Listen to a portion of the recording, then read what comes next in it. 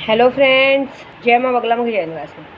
पहले तो सबसे पहले आज गुरुवार का दिन है, तो हम सबको यही बोलना चाहिए ओम स्वामी समर्थाय नमः। आज का दिन बहुत अच्छा है, जुम्मे का दिन है, जुम्मे रात है, कल जुम्मा है। उसके बाद बता रही हूँ 25 तारीख को परसों माँ कामाख्या का पट खुलेगा। अभी इस वक्त हमारी माँ आराम कर रही हैं। कहते हैं ना, साल भर में एक बार माँ को पत्थरों में से, बहुत बड़ी बात है कि एक दिव्य मतलब पूरे दुनिया में अगर कोई सबसे बड़ा मतलब साक्षात्कार है तो कामाख्या है। कहते हैं ना, माँ का योनि मुद्रा वहाँ पे गिरा हुआ था। योनि मुद्रा गिरने की वजह से आज भी पत्थरों में से खून निकलता है। जिस तरह पत्थरों में से अपने आप गंगा जल निकलती है, वैसे पत्थरों में से ब्लड निकलता है।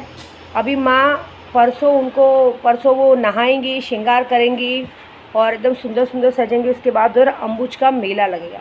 देखिए, हम लोग सब कामाख्या के पंडित हैं, इसलिए हमारा काम है आपको बताना।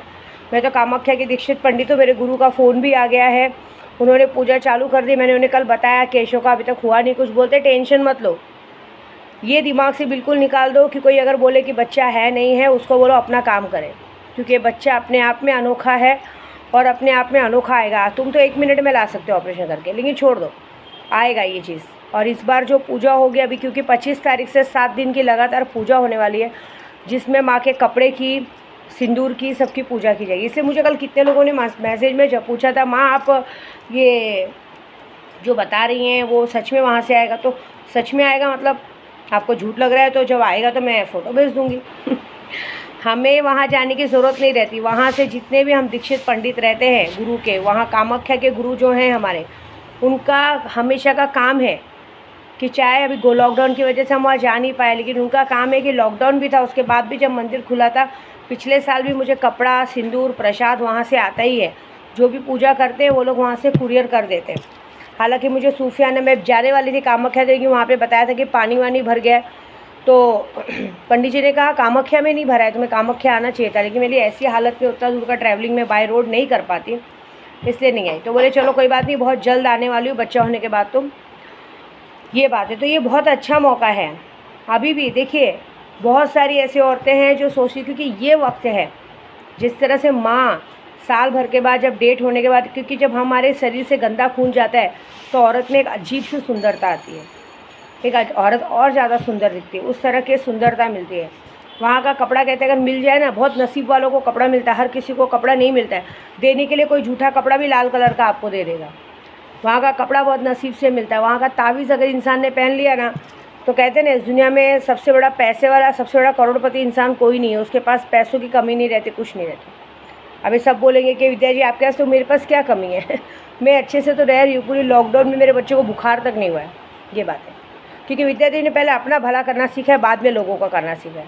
मेरा कहना है कि जब मैं खुद का भला कर पाऊँगी तभी तो आपका कर पाऊँगी। जैसे कि अभी कितने लोगों ने मुझे, दिशा ने, 2-3 लोगों ने कहा था, माँ आप दुखी मत हो केशव के पापा के लिए। मैं दुखी नहीं होती हूँ, मतलब मैं दुखी नहीं थी, मुझे बुरा लग रहा था। उस बुरा लगने की सज़ा क्या मिलने वाली, सामने वाले को देखेंगे। सामने वाला सी मेरी गाड़ी पे बैठा तो ये हाल हुआ है। सामने वाला सी मेरे केशव का पैर के पास बैठा है, उसे हाथ लगाया तो उसका क्या हाल होगा वो सबके सामने आएगा। आप देखिए तो सही, ऐसा नहीं हो बम पे बड़े बड़े फोड़े आ जाए। आदमी का कहते हैं ना, गणस्थली ज़मीन पर ना बैठता है तो क्या मतलब है। और दूसरी बात, काड़ूबाई नागिन के रूप में दर्शन देती है। पूरी गुप्त नवरात्रि में महाकाली की पूजा होती है। सबसे पहला रूप काली का है। काली, तारा, षोडशी, भुवनेश्वरी, छिन्नमस्तिका, त्रिपुर भैरवी, बुधमावती, बगलामुखी, मातंगी, लक्ष्मी, इन 10 महाविद्याएँ आके खड़ी रहती है मेरे दरवाजे पर। क्योंकि माँ का घमंड नहीं कर रही हूँ, माँ मेरी रक्षा के लिए मेरे साथ सदैव रहती हैं। जिनकी आँखें होंगी ना, वही देख पाएंगे कि मेरे साथ माँ की परछाई चलती है कि नहीं साथ में। और इस बार तो मैंने ब्रह्मचार्य का व्रत लिया है। देखिए, ये सब सोचते होंगे कि प्रेग्नेंट है, तो प्रेग्नेंट हो, मेरा व्रत मतलब ऐसा होता है कि मैं अपने पति को 7 दिनों तक एक भाई और बाप की नज़र से देखूंगी। उसको पति की नज़र से बिल्कुल नहीं देखना है, उससे उस तरह से देखना ही नहीं, उससे बात ही नहीं करना है। ये बहुत बड़ी बात होती है, समझ रहे हो। ये व्रत ऐसा होता है कि आदमी चाह के भी, इसमें माँ परीक्षा लेती है, सब कुछ है। लेकिन इस बात के लिए सच बोलूं, मेरे केशव का पापा भी मेरा पूरा साथ दे रहे हैं। मतलब वो खुद चाहते हैं, मैं झूठ नहीं बोलूँगी, वो खुद चाहते हैं ये चीज़ कि जिसने भी ये कांड किया है वो खुद चाहते हैं, क्योंकि उनको उनकी ज्वेलरी बहुत प्यारी है। वो खुद चाहते कि जिसने भी ये कांड किया है ना उसको पूरी तरह सज़ा मिले। वो तो चाहते हैं कि, मैं उनके मन की बात बता रही हूँ, वो खुद चाहते हैं कि सच में साले का एक्सीडेंट हो, सच में एक सांप दिखे तो मुझे भी पता चले ना मेरा बुरा चाहते। क्योंकि अगर उनका कहना यही है, अगर सच में आदमी ने बुरा किया होगा ना तो होगा ही। कहते हैं ना सांप के, कहते हैं क्या, चमार के श्राप देने से ब्राह्मण का बच्चा नहीं मरता है, गाय का बच्चा नहीं मरता है। ब्राह्मण के, हाँ सॉरी मेरे को बोलने नहीं आए, गाय के, ब्राह्मण के श्राप देने से गाय का बच्चा नहीं मरता है। वैसे ही किसी के भी बोलने से किसी के साथ कुछ होता नहीं है, लेकिन हाँ अगर आपने किसी के साथ गलत किया है तो उसका गलत का नतीजा उसको मिलना ही मिलना है, ये बात है। तो देखो क्या होता है। दूसरी बात है कि अभी आज देखो, आज मैं आपको एक सपने की बात बताती हूँ। आज मैंने एक सपना देखा, नहीं पूरी तरह से याद नहीं मुझे, लेकिन इतना याद ज़रूर है कि मैंने आज साक्षात माँ का दर्शन किया। कहाँ का किया, कैसे किया मुझे नहीं मालूम, बस ये याद है कि मैं कोई साउथ के मंदिर में गई हूँ, माता रानी खड़ी हैं, उनको पूरी तरह से पानी से स्नान किया जा रहा है, माँ खड़ी हैं और माँ की आंखें खुली हुई हैं। मैंने आंखें देखी हैं, माँ की आंखें खुली हुई हैं। कोई तो औरत है मेरे साथ, कौन है मालूम नहीं, लेकिन मैं ना एक बार पैर पड़ती हूँ फिर जाके पैर पड़ती हूँ, और बाकायदा मैंने माँ के पैरों को टच किया और मैं सर रख के रोने लगती हूँ कि माँ बच्चा होगा कि नहीं होगा, मैं बहुत टेंशन में हूँ। तो मेरे सर पे बेलपत्र और फूल गिरते हैं। फिर उसके बाद पता नहीं मैं कहाँ घूम रही हूँ, फिर अचानक से पता नहीं मैं कैसे कोई सी गाड़ी में आ जाती हूँ, गाड़ी का अचानक से बहुत ज़्यादा फास्ट हो जाता है, ब्रेक फेल हो जाता है। तो वहाँ मैं गाड़ी से उतर के उस ड्राइवर को पूछ रही हूँ कि ये ऐसे कैसे गाड़ी का ब्रेक फेल हो गया, ऐसा कुछ था। मेरी गाड़ी भी नहीं दिख रही है, आदमी लोग दिख रहे हैं, वहाँ पे भी कोई मंदिर दिख रहा है, लेकिन वहाँ आप देखेंगे नहीं, वहाँ पहाड़ी पे से एक सांप निकल के आता है। वो सांप नहीं थी, वो नागिनी थी। वो नागिन निकल के आती है और मुझे लग रहा है कि मेरे पीछे पड़ रही है, लेकिन वो उस आदमी के पीछे भाग रही है। फिर वो जैसी वो आदमी के नज़दीक आई, मैं बोली मत माँ प्लीज़ माफ़ कर दो इसको। फिर वो सांप मेरे सामने तितली बन के उड़ जाते हैं, फिर उड़ जाती है सांप। मैं तभी तक शॉक्ड हूँ और शौक में मेरी आँखें खुल जाती हैं। तो देखिए जो बात मैंने कही, तो सबसे पहले माँ ने मुझे दर्शन दिया, क्योंकि मुझे कल रात से ही ना आवाज़ आ रही थी सांप की कि कहीं तो कुछ कर रहा है, लेकिन उन्होंने सपने के थ्रू दर्शन दे दिया। तो सोचो, जब उन्होंने अपने भक्त को दर्शन दे दिया है और बता दिया है कि मैं तेरे दुश्मनों के पीछे पड़ चुकी हूँ, दौड़ा रही है उस आदमी को, जिस साइड दौड़ रहा उस साइड दौड़ा रही है, तो सोचो वो जिसने ये गलती की उन सबके पीछे वो पड़ चुकी है। उन्होंने सबूत दिया है कि तू चिंता ना कर, तू जिस बात से पूजा करे उस बात के लिए हमने उसके पीछे पड़ गए। किसके साथ क्या होगा पता नहीं। देखिए मुझे पता है मैं यूट्यूब पे बहुत बड़बड़ करती हूँ, लेकिन मेरी बातें सच्ची होती है। मेरी अन्नू जी कहती हैं तू बड़बड़ ज़रूर करती है, लेकिन तू सच कहती है। मैंने पहले भी कहा है, आज भी कह रही हूँ, मेरे साथ अच्छे बन के रहने में भला है, मैं करोड़पति बना दूँगी, राजा आदमी बना दूँगी, लेकिन मेरे से इतनी सी दुश्मनी, मैं तुम्हें रोड का भिखारी नहीं, मैं तुम्हें कहीं का नहीं छोड़ूंगी। और ख़ास करके अगर मेरे प्रभु पे किसी ने ध्यान दिया, कैसे भी, जैसे एक जन ने पैर के पास बैठ के गलती की है, कैसे भी ध्यान दिया, तो उसके बाद उसके साथ क्या होगा वो सिर्फ मैं और मेरी शक्तियाँ जानती हैं।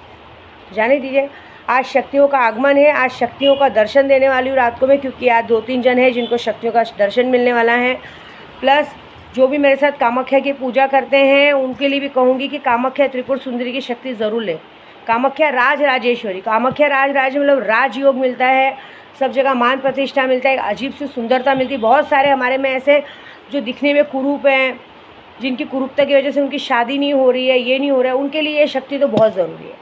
ये बात वादा है मेरा। ये शक्ति लेने के बाद जैसे ही वहाँ से कपड़ा आएगा हम आपको तावीज़ बना के देंगे। 3 महीने के अंदर आप देखिएगा आपका शरीर का सारा जो भी कहते हैं ना, शरीर का जो भी साँचा है वो पूरा बदल चुका रहेगा, ये मेरा वादा है। और जिसने भी ये शक्ति ली उसको राजेश्वर का योग मिलेगा। माँ का 36 दिनों का वो होता है, 3 महीनों के अंदर वो रिजल्ट देती है। 3 महीने के अंदर आदमी जो चाहता है, घर, बिजनेस, गाड़ी, बंगला, हर तरह की सुविधा उसको मिलती है, कर्जा सर से उतर जाता है, हर तरह का काम होता है इसलिए। और दूसरा आज गुरुवार है, सबसे ज़्यादा जैसे अपने कोई दुश्मन का काम कराना चाहता है तो सुल्तान जिन की शक्ति, हाजी मस्तान जीन, मोहम्मद जल्लाद जीन, ये सारी शक्तियाँ लेंगे तो आपके दुश्मन को गारंटी है कि इस अमावस्या तक उसका खेल ख़त्म हो चुका रहेगा, क्योंकि ये आषाढ़ी अमावस्या है। गुप्त नवरात्रि शुरू हुई है, इस आषाढ़ी अमावस्या में ज़्यादा करके इस गुप्त नवरात्रि में एक सुंदरता का, राजयोग का और दुश्मनों का काम किया जाता है। तो बस मेरा काम है बताना, करें। और जितने लोगों के लिए मैंने सोचा था, मैंने तो किसी का नाम लिया नहीं है, झूठ नहीं बोलूँगी, मैं तो माँ के सामने एक ही अर्जी रखी हूँ कि जो भी दुश्मन है, मुझे नहीं पता, नहीं, जिसने भी मेरे प्रभु को गहनों से नंगा किया है उसको गहनों से, इज्जत से, मान प्रतिष्ठा से, काम धंधे से, अनाज से, सारी चीज़ों से नंगा कर देना। दुनिया में चाहे उसका कितना भी नाम रहने दो, कितना भी पैसे वाला रहने दो, उसको रोड का भिखारी बनाना तेरा काम है 7 दिन के अंदर।